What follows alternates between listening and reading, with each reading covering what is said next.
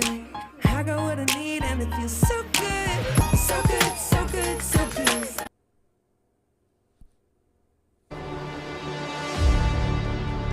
Okay, back to spoilers, sorry. I'm gonna end the video at the end.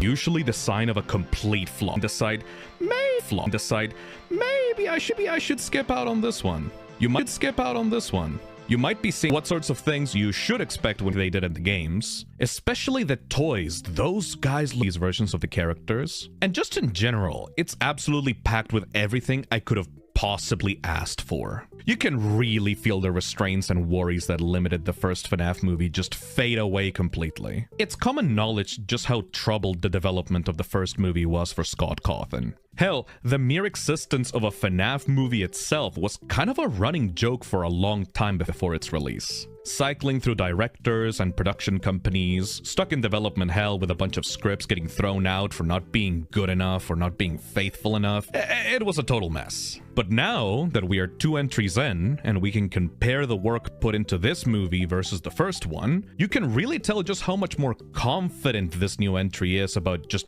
being itself. How it's willing to take risks and just plain old have fun with the world and the wacky concepts that were always a part of this franchise. I was not very vocal about my thoughts on the first movie, mostly because I was kind of on sabbatical from FNAF in general during that time. But every time someone asked me about it, I would always just say that, it was alright. Pretty neat. Every scene that actually took place inside the building with the robots was neat. I loved the bit where Freddy chomped that woman in half. I loved what they did with Matthew Lillard as William Afton. And in general, it was an alright time, but there were problems. My biggest complaint at least were those boring dream sequences that took away what felt like a third of the movie. Plus a bunch of scenes of the characters just moping around, being sad about how much trauma and debt they have or how much their lives suck or whatever. It felt like we had little to no time to actually interact with the Fazbear gang or have more than a few cool horror moments. And while I was not very vocal about these complaints, it seems like I was not alone in my thoughts of the first film, because the sequel amps up pretty much everything I liked about the first movie, improving in every aspect compared to its troubled predecessor. Like, for example, I actually care about Mike and Vanessa as people now. Those two share pretty much equal screen time throughout the movie, and there's a clear emotional bond that's forming between them. I like the little chemistry they have now. Two broken people who've gone through a lot, gravitating towards one another to find comfort after their lives were upended. Mike has his shit together a lot more now, and has gone from being obsessed about his past to actively trying to help the other people in his life. He's got kind of a hero-savior complex vibe to him now. Mikey has grown into a full-on survival horror type protagonist like Ethan Winters, which I really think fits him. Vanessa, meanwhile, is just a complete wreck. Like, girl is going through it in this one. She gets the brunt of the real good horror scene, so every time this woman is left alone in a room without Mike, you can just guess she's about to have the worst time in her life, and it's just so entertaining to watch every single time. The movie also focuses on the characters we actually care about, so there's way less pointless side characters, and the ones that do show up do so for very specific reasons. They just do their thing and then promptly get a good laugh out of you or get brutally killed in different ways. I think my favorite new one has to be this asshole teacher character that's like Abby's perpetual op for like half of the movie, for no other reason than I think he's just genuinely racist against animatronics in general. It's really dumb, but like in a fun way. And speaking of focusing on the stuff that we actually care about, oh my god, thank you for listening to fan feedback, because the animatronics are center stage in this film, and there's just so many of them now. They got everybody you expect up in there. Every little weirdo from the second game gets their moment to shine. They also got new voices for the main toy trio, and they sound perfect. Megan Fox does a great job as Toy Chica, and while I was initially weirded out by hearing MatPat voicing Toy Bonnie, the dude genuinely kills it, because he actually put in the work to sound like a character, and it's not just a gratuitous YouTuber cameo. I was really pleasantly surprised. And finally, while I'm not going to go too much into detail since this is a spoiler-free review, the one character that I'm so glad they focused on was the puppet. I mean, the marionette. It's weird calling it that since I'm so used to calling it the puppet, but yeah, the marionette is definitely a highlight of this movie compared to its game counterpart. This thing definitely feels like a big threat now, and pretty much serves as the main antagonist in place of Afton, which I personally find so cool because I always thought that the concept of the marionette should have been explored more in the games. So I feel very vindicated seeing this thing get a major focus. And you know, actually doing stuff and interacting with the characters rather than just sitting in a box or being relegated to a glorified cameo like it was in the games. There's so much stuff I could talk about in regards to the marionette, but they are like the best parts of the movie, and you need to go see it for yourself to understand why I liked it so much. Its inclusion also single-handedly fixes what I think was one of the weaker parts of the original FNAF movie, where the animatronics felt kinda silly and non-threatening. I'm pretty sure that in the original, if you could just sit Freddy down for like a second, he would just turn into a big softie and you could have a little cup of tea with him, and then start playing patty cakes with him or something. But with these new ones, especially the marionette, there's no reasoning with them. They actually feel like killer robots and not just kids playing around inside of costumes. Weirdly enough, a lot of moments in this movie gave me a similar vibe to the original Child's Play trilogy, especially the scenes with the toys at the school or the Fast Fest. It really gives off this super charming 90s slasher film energy, where these creepy mascots are just let loose to terrorize the poor townsfolk, who are terrified but also so weirded out by the freaks coming to get them. It was really cool. Another thing I have to praise this movie a lot for is how much excruciating attention to detail was put into bringing the most iconic parts of FNAF 2 to life. Obviously, like I said, the animatronics are pretty much one-to-one with the games, especially Balloon Boy. Like, that little gremlin might as well have been imported straight from Scott's PC into real life. But also the set design for the new restaurant is just so on point. The little Ferris wheel, the posters, the advertisements, the puppet's box, and especially the security office, with near exact placement of the entrances, items on the desk, wall decals, and signs. It's just such a weird room to see being recreated in real life because it just makes no damn sense, but damn it if it didn't put a smile on my face. Mike Schmidt also gets forced to actually play the game now, instead of sleeping on his desk. He had a collection of scenes basically recreating iconic bits from FNAF 2's gameplay, and seeing him get genuinely overwhelmed and stressing out trying to deal with it all was just so entertaining. It's something that the first film lacked completely, and I adored it in here. It was one of the highlights of the movie for me. I only wish that it had gone on for longer. You also get little things from the game that are not exactly one-to-one recreated, but instead are repurposed or reinterpreted in really cool ways. Like the backstory of the restaurant, or the music box, or the mask, or the voice in the secret death minigames. Now, I can tell in advance that some super hardcore fans are gonna be complaining about the finer details not being one-to-one, but honestly, I am extremely happy with the changes going on here. It feels like Scott grew way more confident in actually playing around with certain key elements to make it actually serve the story this movie is trying to tell, rather than just be there for fan service or because that's just how it was in the games. I could even say that I prefer how this movie handles certain things over the original, because it feels like Scott took this chance to rewrite some of the weaker elements of the lore, do a second pass on them, and make things way less confusing than before. I know this is a really vague statement, but once you see the movie, I think you'll know which parts I'm talking about. I can also, without a shadow of a doubt,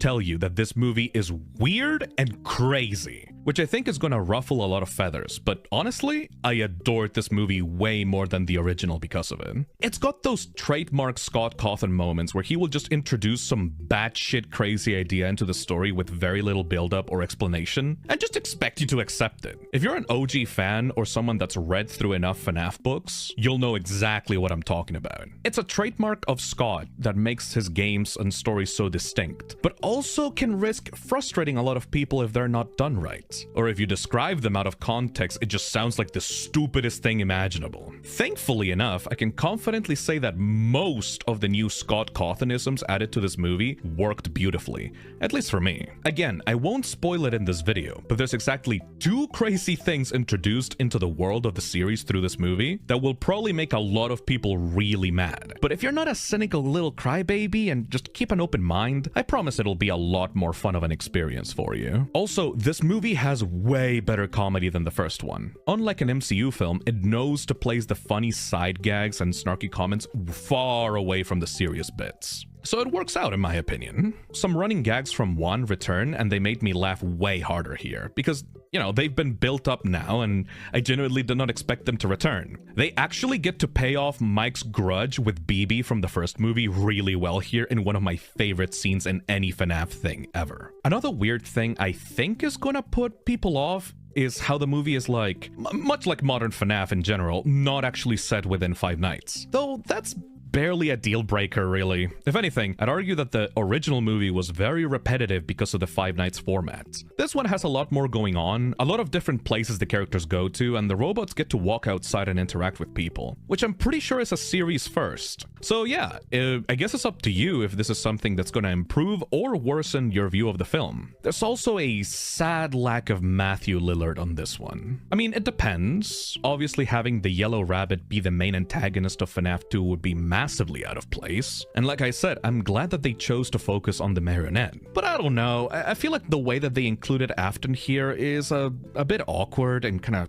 shoehorned in. Like they needed to find an excuse to have him show up a few times. Just to remind you that he's still relevant, you know? I kind of see it as an IOU, or like a little snack to keep Afton fans fed while they are waiting for his big comeback special in the 3rd film. And finally, to end off the list of weird stuff, there's one thing in this movie that's so out of place, but was so cool, it made me and everyone else in the theater lose their fucking minds. I can't even tell you the context of this one because giving any details of it would make it obvious as to what I'm talking about, but I promise you, it was awesome to see as an old school fan of the series. Like, you could literally see everyone's brain cells firing off at the exact same time. It was such a treat. I have no idea where they are going to go with that thing in the future, but I'm glad it's in there and I can't wait to see other people's thoughts on it. Finally, I also have some very important critiques for the film, because it's definitely not perfect. Even if I did enjoy it and don't agree with how harsh the critics are being about it, there's still some things that you should watch out for if you're going to take my advice to go see it. First and foremost, and most obvious of all, the pacing is an absolute mess. The biggest issues with this movie stem entirely from the pacing. It takes a while for the main plot to kick off, and when it does, there's only like half a movie's worth of time to cram in all the cool stuff I talked about during this review. It's very chaotic,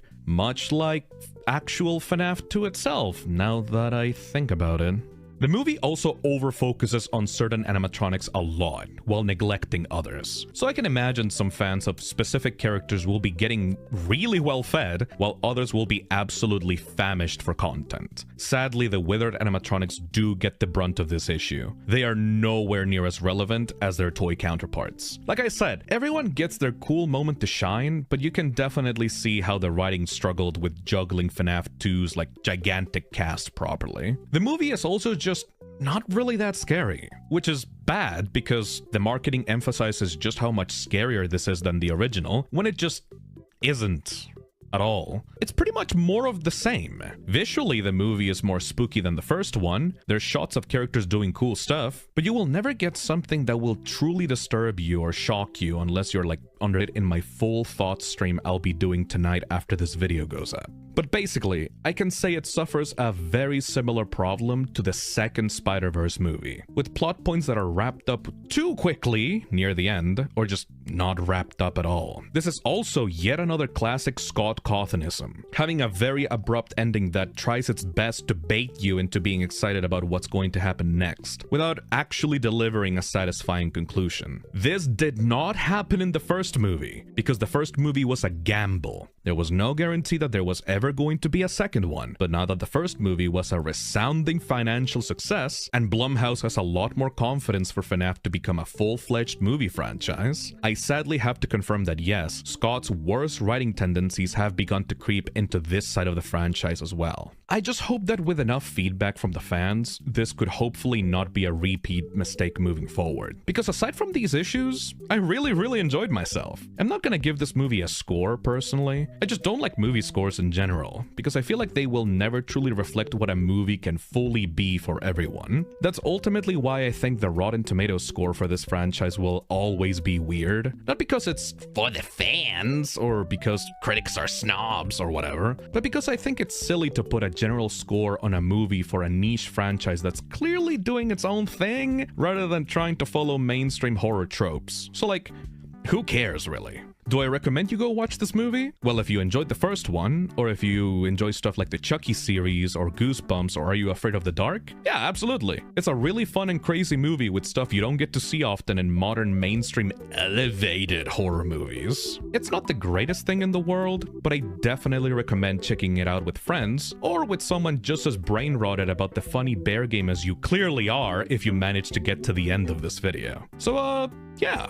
If you disagree, or want to mention something I didn't get to in this video, leave a comment on the replies and I'll check out what you have to say. Or join me on the full FNAF 2 spoiler discussion stream that I will be having in a couple hours after this video goes up. Don't forget to like and subscribe, and whatever else gets this video to the right eyes. I think that YouTube has a new hype feature or something. Try to press those buttons if you see them anywhere, please. Anyways, I'm done with FNAF for now. I've done 2 FNAF videos in a row, and I'm getting really pissed off that I can't finish my Deltarune video on time. So I promise, before the end of this year, I'm going to talk about Deltarune. The next scripted video should be about Deltarune, so please look forward to that one. Anyways, goodbye, have a nice time, and stuff like that, and bye-bye!